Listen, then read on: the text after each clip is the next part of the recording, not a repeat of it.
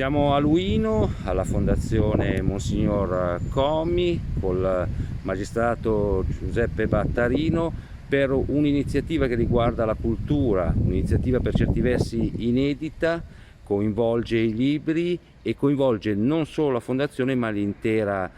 zona del Luinese. Di cosa si tratta? Ma intanto devo dire che c'è stata questa bellissima idea della Presidenza del Consiglio di amministrazione del COMI di promuovere una donazione. Noi siamo partiti da una donazione di 100 volumi raccolti evidentemente non soltanto da me ma anche in particolare da altri colleghi magistrati del Tribunale di Varese che hanno contribuito, ed è l'idea di partire dall'oggetto libro, metterlo a disposizione degli ospiti di questa struttura, degli anziani ospiti di questa struttura, ma anche cercare di costruire una biblioteca che sarà itinerante all'interno della struttura, ma che sarà nelle intenzioni del Consiglio di amministrazione del COMI anche aperta alla città e al territorio. È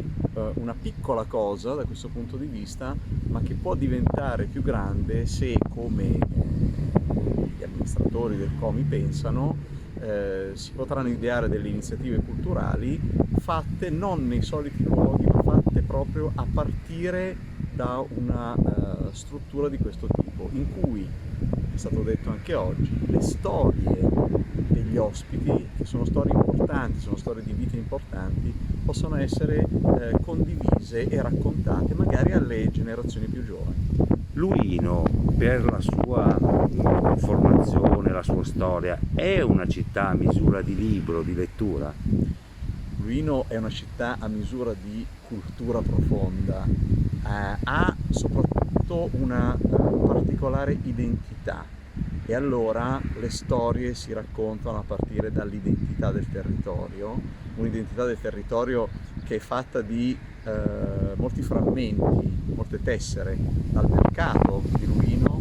e forse dalla pretura che non c'è più agli scrittori di Luino, penso a Vittorio Sereni, penso naturalmente a Piero Chiara, e dal carattere e dal desiderio identitario dei luinesi. E anche questa istituzione è una delle tessere di questo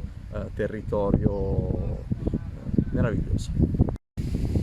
Gianluca Vissi, presidente della Fondazione, come è nata questa idea dei libri, della lettura? Questa idea è nata da uno spunto del dottor Battarino che, sapendolo ovviamente, essendo legato al COMI, come ha avuto modo di dichiarare stasera nel suo intervento, da molti anni, ha pensato a fare una donazione di libri. Da qui abbiamo elaborato insieme al dottor Battarino questo progetto che va su tutto il territorio e che dovrebbe andare a cascata a creare un collegamento culturale, muovendo appunto da questa iniziativa per diversi progetti che vanno dalla lettura del racconto, dal famoso book crossing, che sostanzialmente è la circolazione dei libri con dei punti dove vengono lasciati e dove il COMI potrebbe essere il punto di partenza se non di ritorno, e altre iniziative che sono state spiegate in questo progetto, che nasce sperando che poi coinvolga anche gli istituti scolastici, quindi le scuole, per collegare poi anche i ragazzi alle persone che sono comunque anziane, che sono dentro nel COMI, che hanno bisogno di questo costante contatto col mondo esterno.